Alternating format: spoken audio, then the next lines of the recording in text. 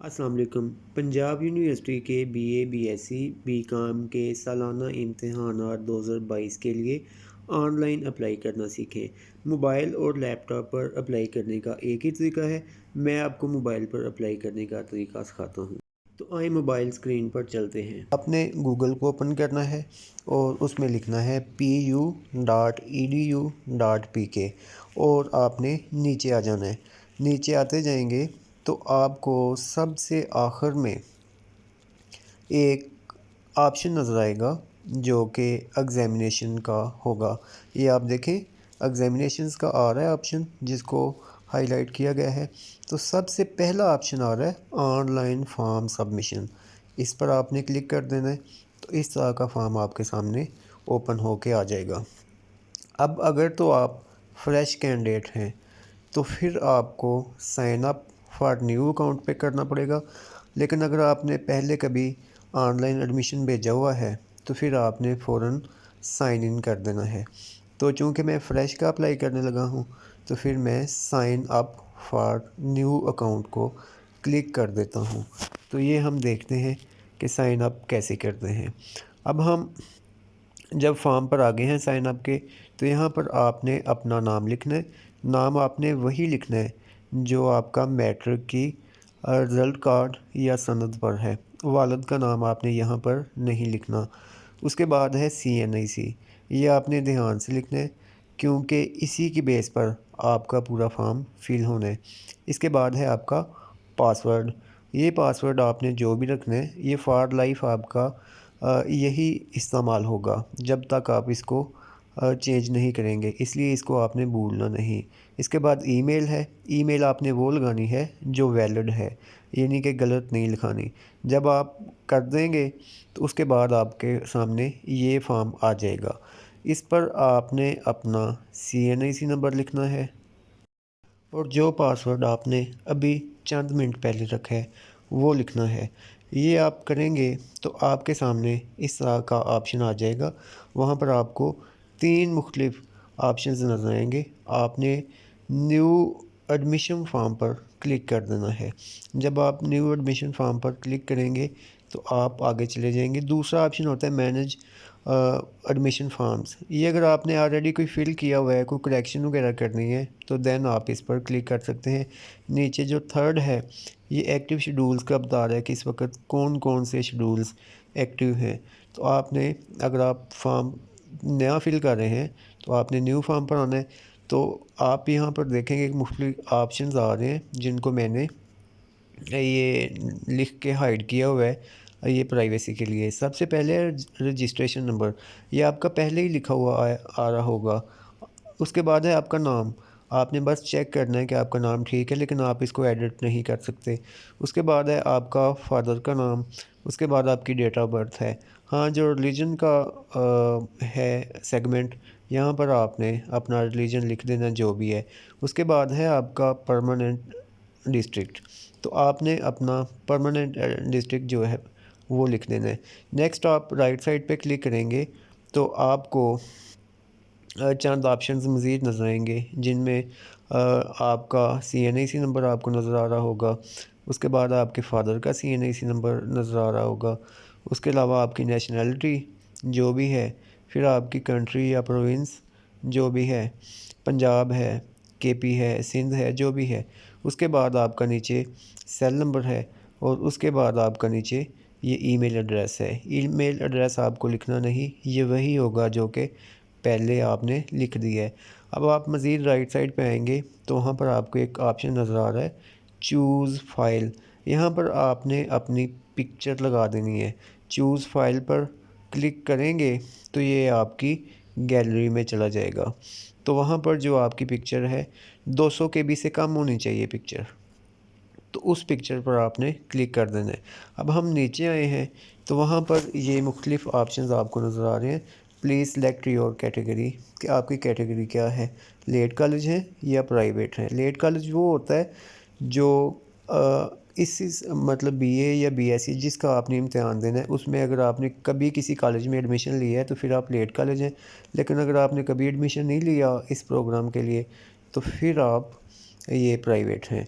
तो उसके बाद ये आप राइट साइड पे जाएंगे तो फिर वो आपको ये पूछेगा कि आपने किस एग्ज़ाम में सिलेक्ट होना है। ये आपके सामने मुख्तलिफ ऑप्शन नज़र आ रहे हैं।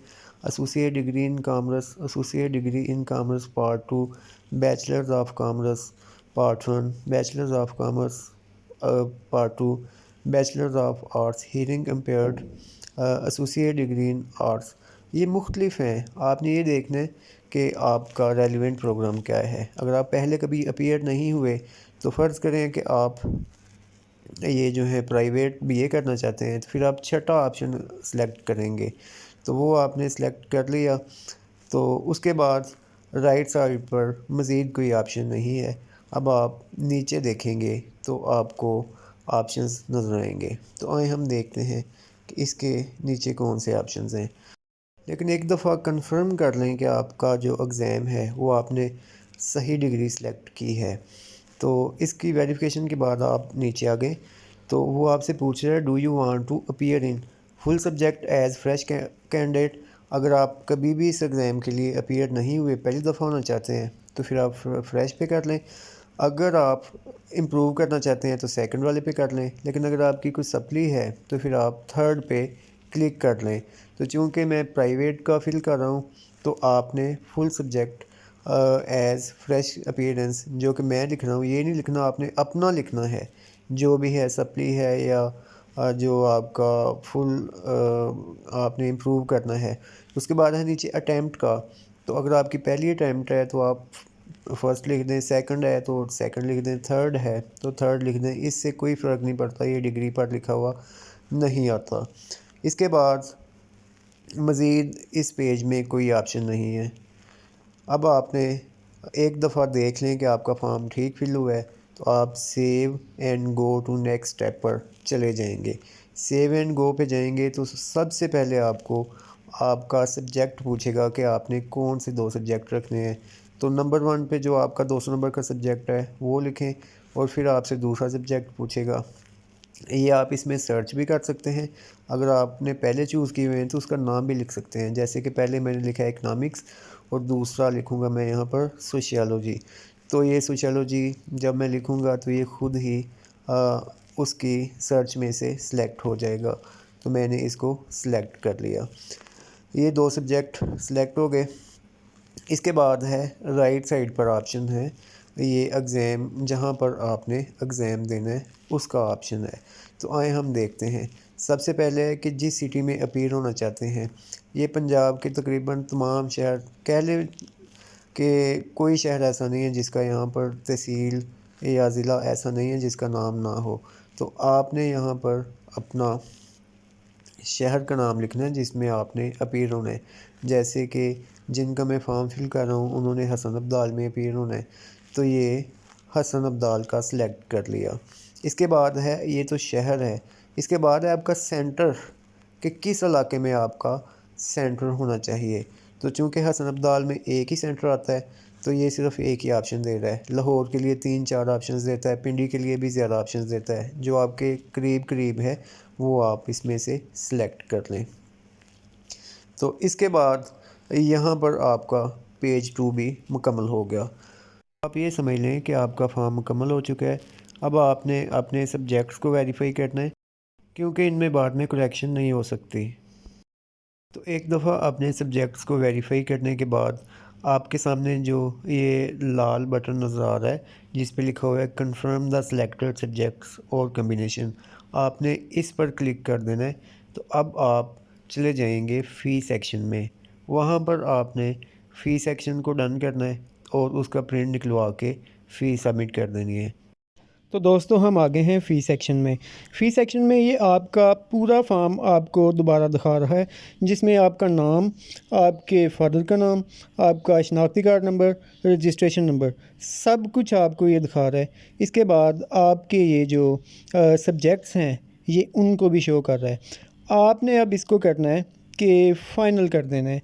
इसमें देख लें कोई कमी बेशी तो नहीं है। यहाँ पर वो आपको आपके सब्जेक्ट के साथ उनकी फ़ीस भी बता रहा है। जैसे कि इस पे 6030 रुपये फ़ीस आ रही है, तो आपने उसको वेरीफाई कर लेना है, क्योंकि ये इसके बाद अब फ़ाइनल हो जाएगा, इसमें अब कमी बेशी नहीं होगी।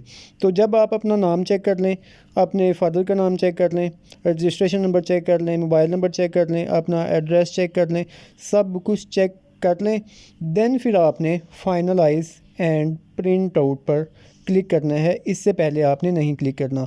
हाँ, अभी आपके पास एक ऑप्शन है कि आप गो टू प्रीवियस पे जा सकते हैं, लेकिन जब आपने चेक कर लिया है तो फिर आप नेक्स्ट कर लें। वहाँ पर ये आपको जब आप करेंगे तो यहाँ पर ये ऑप्शन दे रहा है कि आप अपना फ़ीस का कैसे कर सकते हैं। यहाँ पर आपने करना है प्रिंट फ़ी चालान, रेड कलर का बटन जो आपने प्रेस किया है। जब आप प्रिंट फ़ी चालान करेंगे तो ये आपके मोबाइल में सेव हो जाएगा, ये आपका फ़ीस का चालान। आपने फ़ीस के चालान का प्रिंट निकलवाना है और HBL या UBL में आपने जमा करवा देना है। दोबारा फिर आपने लॉगिन करना है अपने अकाउंट को और फिर आपने एडिट फ़ी सेक्शन या ये जो आपको जैसे नज़र आ रहा है कि अपडेट फ़ी, इस पे आपने क्लिक कर देना है। जब आप अपडेट फ़ी पर क्लिक करेंगे तो इस तरह का फॉर्म आपके सामने आ जाएगा, जिसमें लिखा आ रहा है, पहले बैंक का नाम है, 2 बैंक आपके सामने नज़र आ रहे हैं, आपने सिर्फ इनमें फ़ी जमा करवानी है। UBL कर लें या HBL जिसमें आपने फ़ीस जमा करवाई है। पहले आप जहाँ पे फ़ीस जमा कराई है उसको सिलेक्ट कर लिया, उसके बाद है डेट को आप सिलेक्ट करेंगे और साथ ही नीचे वेरीफाई का जो ऑप्शन है आप इस पर क्लिक करके अपडेट कर लेंगे।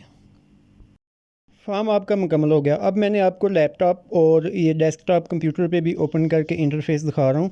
ये बिल्कुल वैसे ही है जैसे आपने मोबाइल पे अप्लाई किया है, वही सेगमेंट्स हैं, वही सेक्शन है, वैसे ही आपने फ़िल करना है। अगर आपके पास लैपटॉप है तो इस पे भी आप वैसे ही करेंगे कि सबसे पहले क्रिएट करेंगे, ये आपके सामने नज़र आ रहा है।